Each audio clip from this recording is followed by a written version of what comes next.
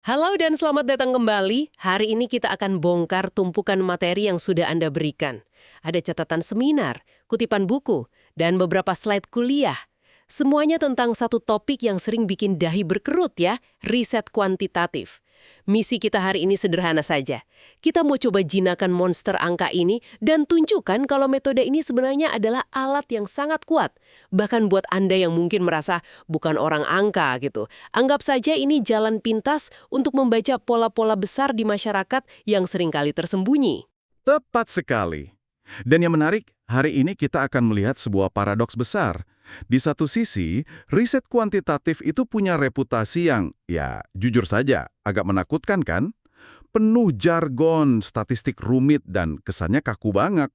Tapi di sisi lain, ini itu sesuatu yang kita gunakan setiap hari tanpa sadar. Intinya cuma satu kok, mencari pola dan bukti untuk menjelaskan kenapa dunia di sekitar kita bekerja seperti ini. Oke. Mari kita mulai dari dasarnya ya. Salah satu sumber Anda dari MUIS mendefinisikan riset kuantitatif sebagai menjelaskan fenomena dengan mengumpulkan data numerik yang dianalisis pakai metode berbasis matematika. Ini kan sering banget dipertentangkan dengan riset kualitatif yang pakai kata-kata atau gambar. Sampai ada istilah perang paradigma. Kenapa sih dua pendekatan ini seolah-olah harus bermusuhan? Nah, akar perdebatannya itu sebenarnya cukup dalam, masuk ke ranah filosofi. Sederhananya begini ya, kuantitatif itu sering diasosiasikan dengan positivisme. Idenya adalah ada satu kebenaran objektif di luar sana yang bisa kita ukur. Sebaliknya, kualitatif sering dikaitkan dengan subjektivisme. Jadi realita itu dibentuk oleh interpretasi dan pengalaman kita. Tapi, dan ini penting, sumber-sumber seperti dari Mujias dan Scott menekankan kalau ini penyederhanaan yang berlebihan. Peneliti modern itu jauh lebih pragmatis. Mereka nggak terlalu peduli dengan label perang paradigma itu. Mereka akan pakai alat terbaik untuk menjawab pertanyaan, bahkan seringkali menggabungkan keduanya. Saya suka sekali kutipan dari Gorat yang Anda berikan. Dia bilang orang yang santai saja menghitung skor snooker atau mengatur anggaran bulanan, tiba-tiba bisa panik melihat angka dalam penelitian. Saya sendiri kadang merasa begitu, ada semacam math anxiety gitu. Menurut Gorat, kenapa ini bisa terjadi? Nah, ini kritik utama Gorard.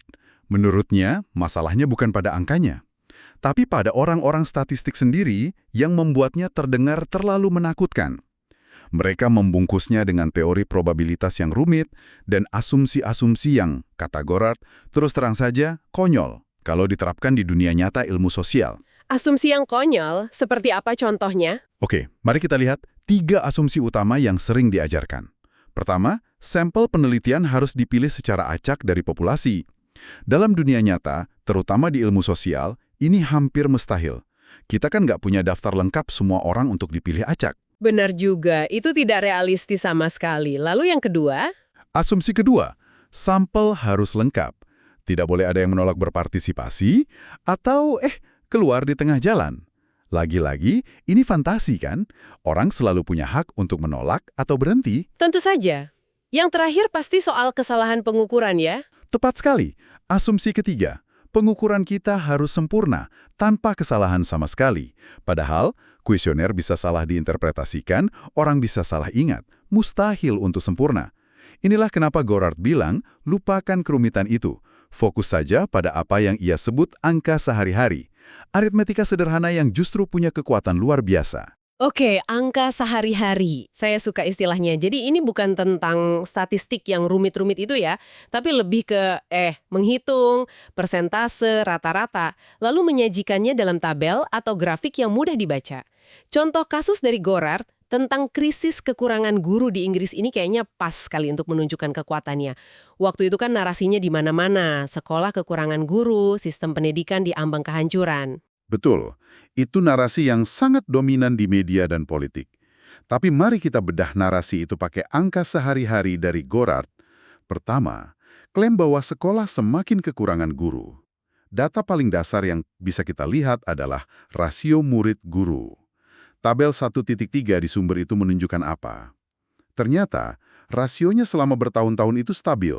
Bahkan di beberapa titik sedikit membaik.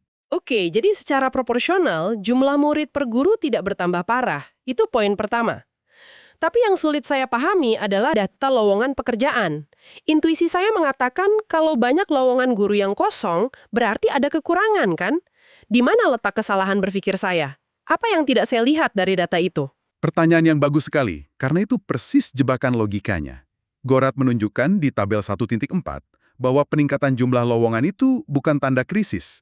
Justru sebaliknya, itu tanda peningkatan pendanaan. Begini logikanya. Pemerintah kasih lebih banyak uang ke sekolah. Lalu sekolah pakai uang itu untuk buka lebih banyak posisi guru baru. Tentu saja, ini menciptakan lebih banyak lowongan. Jadi, itu adalah paradoks dari sistem yang sebenarnya lebih sehat dan punya lebih banyak sumber daya, bukan sistem yang gagal. Luar biasa. Jadi data yang sama bisa diinterpretasikan sebagai krisis atau pertumbuhan tergantung bagaimana kita melihatnya. Lalu bagaimana dengan argumen bom waktu pensiun? Saya lihat ada grafik profil usia guru di gambar 1.2 yang menunjukkan ada jurang di kelompok usia 30-an yang katanya akan jadi masalah besar nanti. Ya, narasi bom waktu itu sangat populer. Tapi lagi-lagi, interpretasinya keliru. Kalau kita lihat data dari tahun ke tahun, pola jurang di usia 30-an itu selalu ada. Itu bukan tren historis yang memburuk, tapi potret tahunan dari sebuah fenomena sosial yang konsisten, yaitu guru perempuan yang mengambil jeda karir untuk mengurus anak. Dan banyak dari mereka yang kembali mengajar beberapa tahun kemudian. Data juga menunjukkan alasan utama guru berhenti itu ya karena pensiun atau cuti melahirkan, bukan karena frustrasi lalu pindah kerja. Wow, jadi hanya dengan melihat 3 set data sederhana, rasio murid guru, konteks di balik lowongan, dan pola demografi tahunan, seluruh narasi nasional yang memicu kepanikan media dan politik ternyata, ya, keliru. Ini menunjukkan kekuatan sebenarnya dari berpikir kuantitatif. Bukan untuk pamer rumus, tapi untuk melihat realitas di balik headline. Tepat sekali. Kuncinya adalah mengajukan pertanyaan yang tepat pada data yang paling sederhana sekalipun. Melihat bagaimana angka sehari-hari bisa membongkar narasi besar ini, saya jadi penasaran. Kalau kita mau mencoba sendiri dalam skala kecil, dari mana kita harus mulai? Saya lihat di catatan seminar Anda, ada contoh bagus tentang apakah penggunaan media sosial mempengaruhi nilai siswa. Gimana kita membedah pertanyaan seperti itu? Itu contoh yang sangat relevan. Langkah pertama, seperti di catatan seminar itu, adalah mengidentifikasi variabel.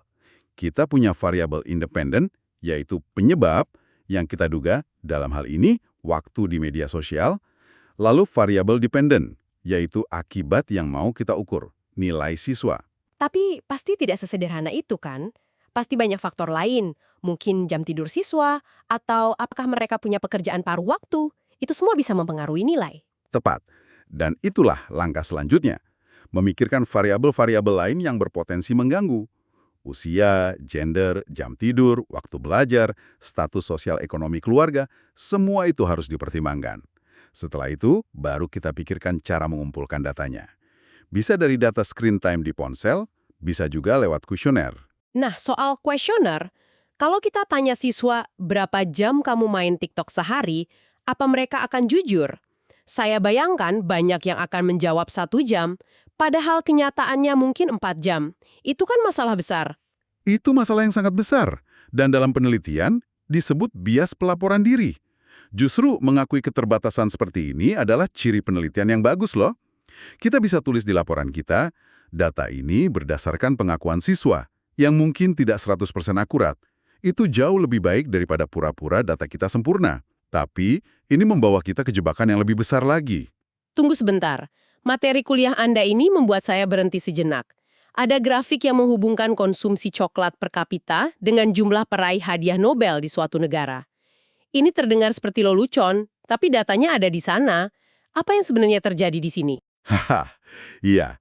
Itu contoh klasik untuk menjelaskan jebakan paling umum dalam analisis data, yaitu korelasi tidak sama dengan sebab akibat. Grafik itu menunjukkan korelasi yang sangat kuat. Negara yang warganya banyak makan coklat, seperti Swiss, punya banyak peraih Nobel. Negara yang konsumsi coklatnya rendah, cenderung punya lebih sedikit. Jadi, apakah makan coklat bikin jenius? Saya harap sih begitu karena saya makan cukup banyak coklat. Sayangnya tidak. Ini yang disebut spurious correlation atau korelasi palsu. Ada variabel ketiga yang tersembunyi yang mempengaruhi keduanya. Kekayaan negara. Negara-negara kaya punya warga yang mampu beli lebih banyak coklat. Dan negara-negara kaya juga punya sistem pendidikan dan dana riset yang jauh lebih baik, yang pada akhirnya menghasilkan lebih banyak peraih Nobel. Jadi, coklat itu cuma penumpang gelap dalam data ini. Jadi ini yang namanya kekeliruan ekologis itu ya. Gampangnya kita salah kaprah menyimpulkan soal kebiasaan individu, makan coklat, bikin pintar. Dari data level negara, jebakan yang gampang banget kena ternyata. Sangat mudah. Dan ini persis sama dengan dilema di catatan seminar Anda soal media sosial dan kesehatan mental. Apakah media sosial menyebabkan masalah kesehatan mental? Atau apakah anak muda yang sudah punya masalah kesehatan mental cenderung mencari pelarian di media sosial? Data korelasi sederhana tidak akan pernah bisa menjawabnya. Oke, jadi kita sudah lihat bagaimana angka bisa membongkar mitos dan juga bagaimana kita bisa terjebak jika tidak hati-hati. Tapi ini semua bukan cuma latihan akademis kan? Artikel dari Scott yang Anda berikan menunjukkan bagaimana riset kuantitatif bisa jadi alat yang sangat kuat untuk isu keadilan sosial, seperti ketidaksetaraan gender. Padahal, dulu katanya ada pandangan di riset feminis bahwa metode kuantitatif itu terlalu maskulin dan dinin. Benar, kritik itu memang pernah ada. Idenya adalah angka tidak bisa menangkap nuansa pengalaman hidup perempuan. Tapi artikel Scott ini membalikan argumen itu. Justru, katanya, tanpa data kuantitatif skala besar, kita hanya akan terjebak dalam cerita-cerita individu. Dan kita kehilangan gambaran besarnya. Kita tidak akan bisa melihat pola-pola struktural yang menindas. Pola seperti apa yang berhasil diungkap oleh data skala besar di Inggris itu? Perubahannya luar biasa. Artikel Scott itu menganalisis data dari beberapa generasi atau kohor kelahiran. Pertama, tingkat pendidikan perempuan meroket. Kedua, kesenjangan gaji antara laki-laki dan perempuan muda menyusut drastis. Untuk generasi kelahiran 1946, perempuan muda hanya digaji sekitar 63% dari gaji laki-laki. Untuk generasi 1970, angkanya melonjak jadi 91%. Ketiga, perempuan kembali bekerja jauh lebih cepat setelah punya anak. Dulu, jedarnya bisa 5,5 tahun, sekarang rata-rata hanya 1 tahun. Itu semua adalah kemajuan yang sangat signifikan. Tapi ini bukan berarti ceritanya selesai dan semua masalah beres, kan? Saya lihat di data itu ada sesuatu yang lebih rumit, semacam paradoks lagi. Tepat sekali. Dan disinilah kekuatan data kuantitatif benar-benar bersinar dalam mengungkap nuansa. Meskipun perempuan kembali bekerja lebih cepat, data juga menunjukkan bahwa hukuman okupasi, yaitu penurunan jenjang karir atau jabatan bagi mereka yang mengambil jeda karir, justru menjadi lebih berat. Tunggu, ini ironis sekali. Jadi kemajuan di satu sisi, yaitu kembali bekerja lebih cepat itu jadi norma, justru menciptakan tekanan baru di sisi lain. Kalau kamu ambil jeda lebih lama dari norma baru itu, hukuman karirnya lebih berat. Saya tidak pernah kepikiran seperti itu. Persis, gambar 1 di artikel Scott menunjukkannya dengan jelas. Seorang guru dari generasi tua yang cuti 5 tahun punya peluang sekitar 27,5% untuk turun jabatan saat kembali. Tapi untuk guru dari generasi yang lebih baru, dengan norma kembali bekerja yang lebih cepat, peluang turun jabatan setelah cuti 5 tahun itu naik menjadi 35,5%. Hanya data skala besar yang bisa menangkap pola sehalus tapi sepenting ini. Dan apakah data itu hanya bicara soal perempuan? Ini poin terpentingnya. Data itu juga menunjukkan bahwa laki-laki yang mengambil cuti pengasuhan anak dalam durasi yang sama menghadapi hukuman karir yang serupa. Ini mengubah cara kita melihat masalah. Masalahnya bukan lagi sekedar isu perempuan, tapi isu struktur pasar kerja yang tidak ramah terhadap siapapun, laki-laki atau perempuan, yang mengambil jeda untuk tugas pengasuhan. Jadi, setelah semua ini, apa artinya bagi Anda? Jelas, riset kuantitatif bukan monster menakutkan yang penuh rumus. Intinya adalah menggunakan angka sehari-hari untuk menguji asumsi, menantang narasi yang ada, dan melihat gambaran besar yang tidak bisa ditangkap oleh cerita perorangan. Angka memberikan kita konteks dan kadang konteks itu mengubah segalanya. Dan pesan utamanya adalah menjadi konsumen angka yang kritis. Setiap kali Anda disodori data atau statistik, biasakan untuk bertanya, siapa yang diukur dan bagaimana caranya? Apa keterbatasannya? Apakah ini hanya korelasi atau benar-benar menunjukkan sebab akibat? Seperti yang kita lihat dari contoh kesetaraan gender, angka bukan cuma data kering. Angka adalah alat yang vital untuk memahami dan pada akhirnya memperbaiki masalah-masalah sosial paling mendesak di sekitar kita. Sebagai penutup, kami ingin meninggalkan Anda dengan satu pemikiran. Sumber-sumber yang kita bahas hari ini menunjukkan bagaimana data kuantitatif bisa membongkar narasi nasional, seperti krisis guru. Sekarang, coba pikirkan tentang lingkungan atau negara Anda sendiri. Isu sosial besar apa yang sedang hangat dibicarakan, yang menurut Anda percakapan publiknya bisa berubah total jika ada yang menyajikan angka sehari-hari yang jelas dan sederhana untuk membuktikan atau membantah asumsi yang beredar?